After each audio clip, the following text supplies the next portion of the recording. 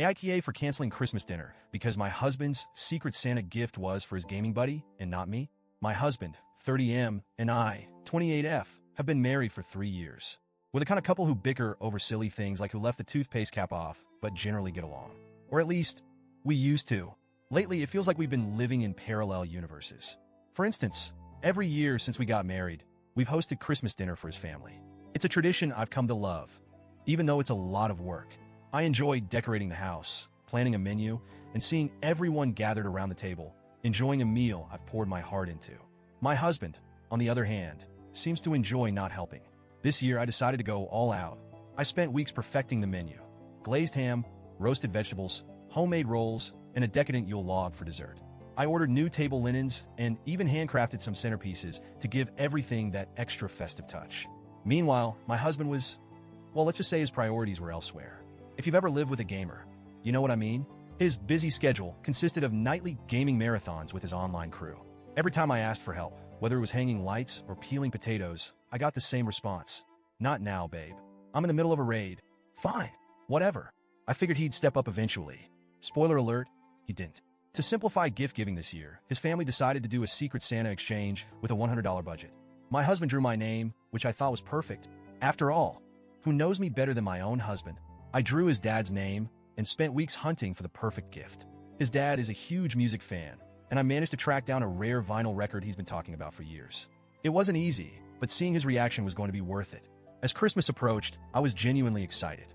Despite my husband's lack of involvement, I was determined to make the day special. I imagined opening my gift from him and seeing something thoughtful, something that showed he really knew me. I should have known better. This morning, after spending hours in the kitchen prepping dinner, I decided to take a break and peek at the gifts under the tree. That's when I noticed a box addressed to the Warlord. If you're wondering who the Warlord is, join the club. He's one of my husband's online gaming buddies. They've been playing together for years, and while I've never met the guy, I've heard plenty about him. According to my husband, the Warlord is a legend, which I guess means he's really good at pretending to be a knight or whatever. Curious, I opened the gift. And yes, I know snooping isn't great, but at this point, I think you'll understand why I felt compelled to look. Inside was a custom-made gaming headset. Not just any headset, this thing was top of the line. Sleek, stylish, and engraved with the Warlord on the side. It must have cost at least $150. I stared at it, my stomach sinking. Surely this wasn't his Secret Santa gift for me. I checked the tag. It was addressed to the Warlord. That's when it hit me. My husband spent more time and money on a gift for his gaming buddy than on me, his wife. Heart-pounding, I found the gift he got for me. It was a small box with my name on it. Inside, a $20 candle. Not even a fancy candle. Just one of those generic, mass-produced ones with a label that read Cozy Winter Nights. I'm not even a candle person.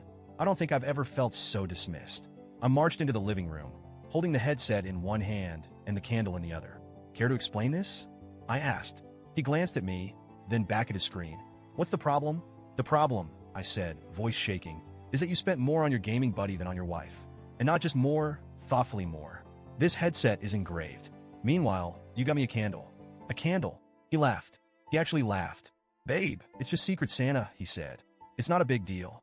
Besides, the Warlord and I have been gaming together for years. You wouldn't get it? That was his excuse. That was all he had to say. I stood there, stunned. The man who promised to love and cherish me couldn't even muster up an apology. Instead, he made me feel like I was the one overreacting. I walked back to the kitchen, my hands shaking with anger. I didn't know what else to do, so I started packing up the food. The ham, the rolls, the roasted vegetables, all of it. I shoved everything into Tupperware containers and announced that Christmas dinner was canceled. You're being ridiculous, my husband said. You're ruining Christmas? No, I shot back. You ruined Christmas. I'm not spending my holiday playing happy hostess for a man who thinks his online buddy deserves more effort than his wife. That's when the phone call started.